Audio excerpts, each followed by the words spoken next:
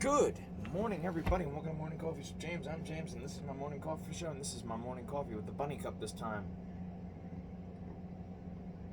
How y'all doing today? Today we are talking about something in gaming, and I know people out there are going to be, most of my fan base, who do comment and do like my stuff, don't really play video games, but I hope you can understand where I'm coming from.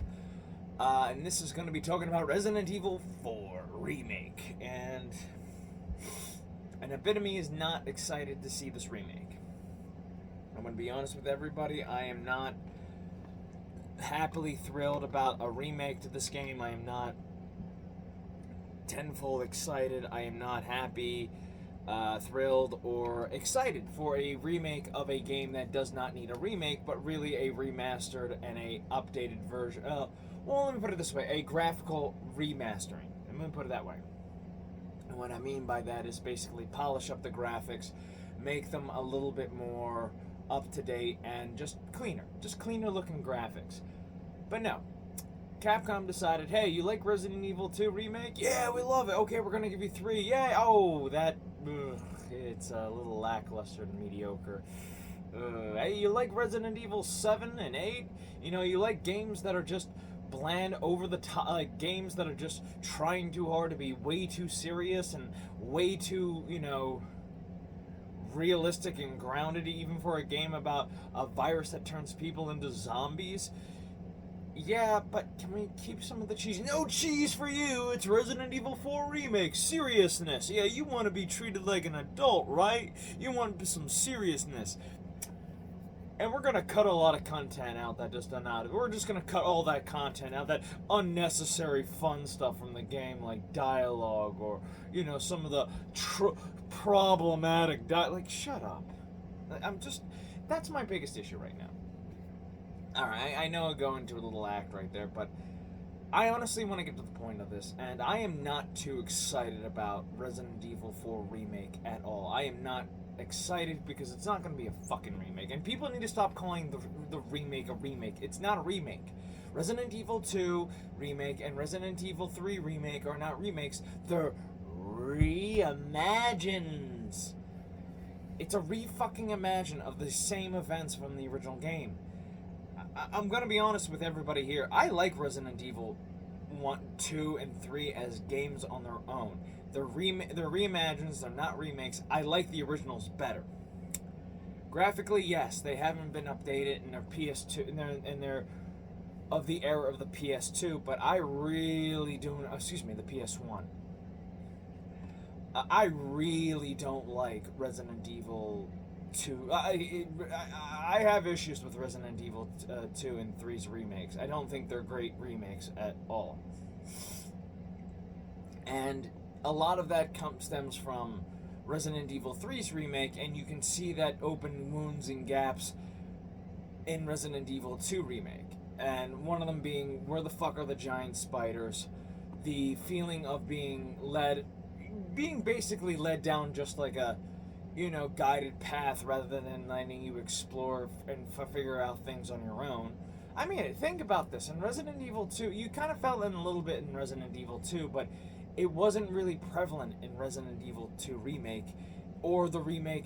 In both those remakes, you were just going here, just go there, just go there. Just so much cut content that I felt very lackluster.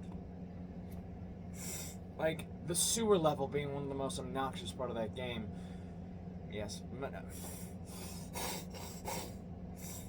me a second to get a tissue. Nope, never mind. You got the sewer level, with those fucking grabby enemies, and I'm gonna be honest with you, I'm so tired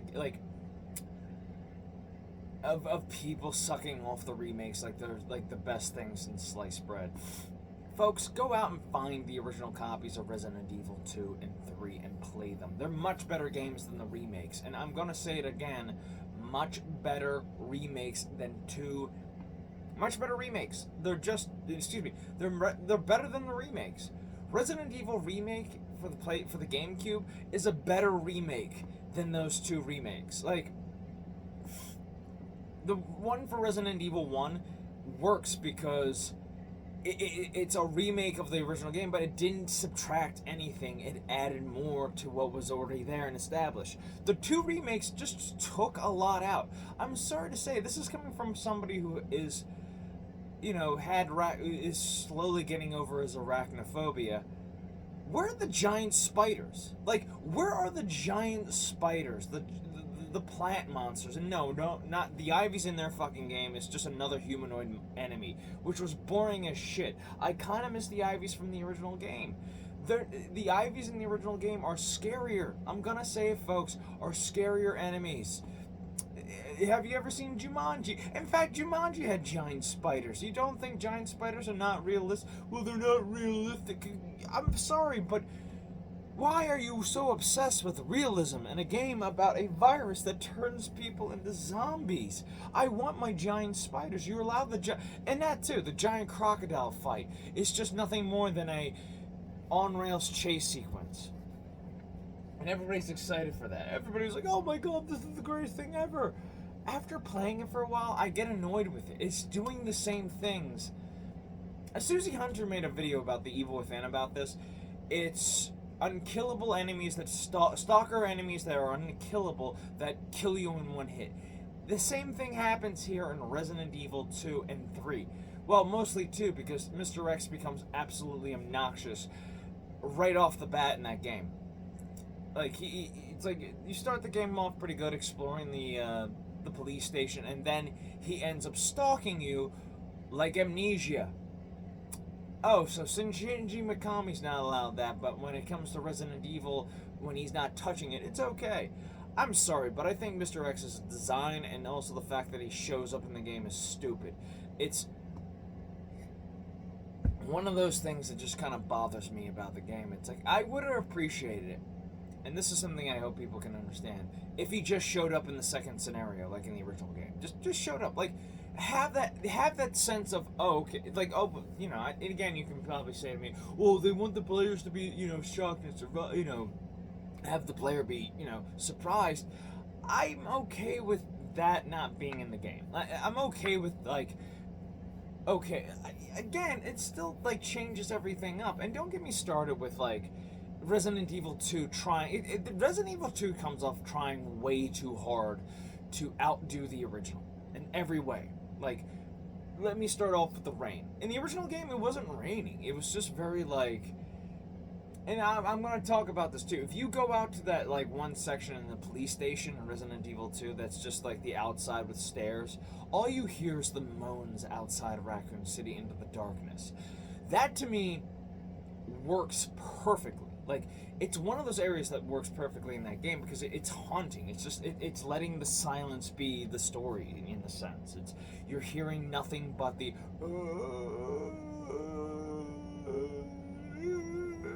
it's haunting. It's just goddamn haunting, and people don't fucking get that. Instead, we get nothing but rain, and I think the rain is just way too much in that game. It tries too hard. And people talk about realism, then how come Claire is driving her motorcycle in the goddamn rain? In the goddamn rain, which is another shame too about that game. The unrealistic, like, I'm going to be honest with you, the boring costumes for both characters. I mean, Leon's outfit is kind of close to his original, but Claire's is just like a copy. I've seen that jean jacket, tank top, blue jean boots outfit, and I'm sorry to say it's boring. It's absolutely boring. What, no fingerless gloves? No knife holster right here? And by the way, obviously they didn't study any gun laws, because you can't cross borders, state borders with a gun. You have to have a state permit, or if that state allows it, I think, because Raccoon City takes place in Colorado, or I don't know where she can. Small detail, I know, nobody gives a shit, but that's just me. I just looked at the game and I thought to myself, this game is just kind of like again, just minimalistic. It's just very minimalistic and just there. And even like when the enemies grab you, and I think this is like one of my biggest gripes, if you don't have a defensive weapon, they just instantly bite you. It's like, I got you now I must bite you. How about this? Like, remember in the original Resident, if you never played it, You had a button prompt, and that was all the buttons on the controls. What button worked? All of them. Just press them all and see what happens.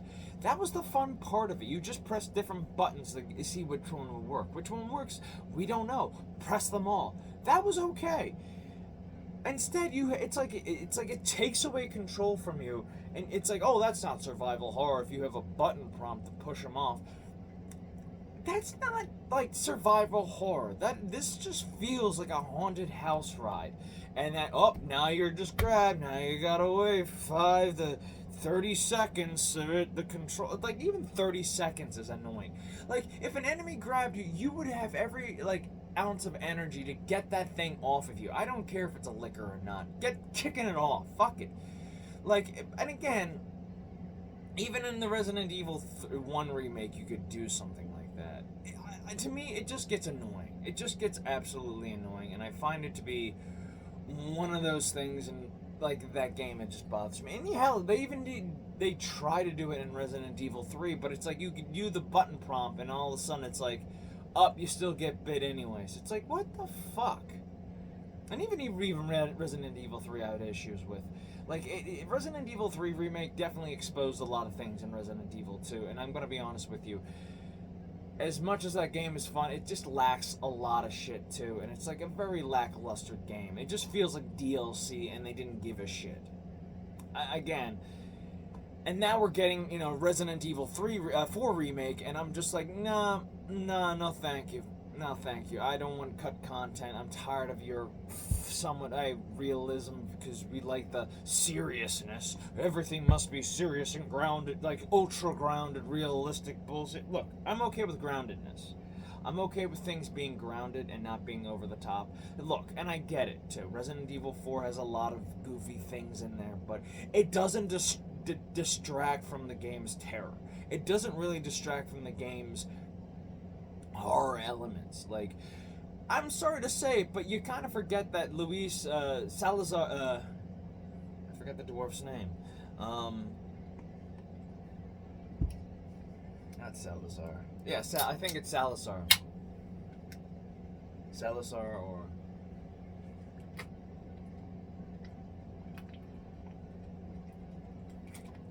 No, it's Salazar. Sadler is the main guy.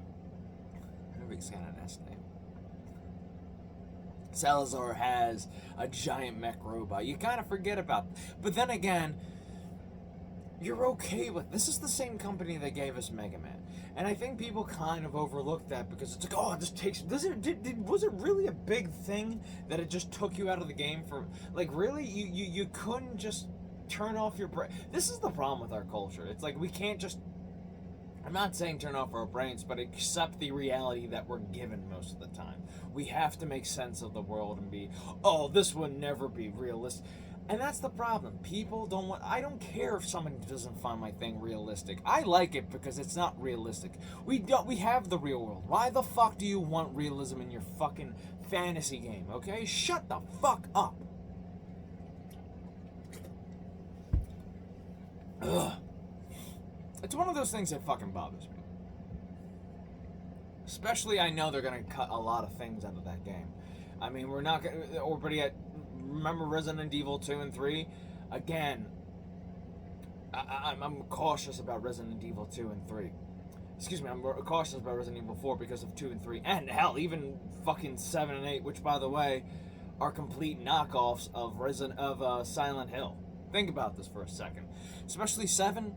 because of having a creepy child, looking for a strange person, ending up in a maybe not the parallel universe, but hell, even 2 with looking for a child. It's like, 8 in that in the fungus trilogy, I would like to call it. But again, I'm cautious. I'm optimistically.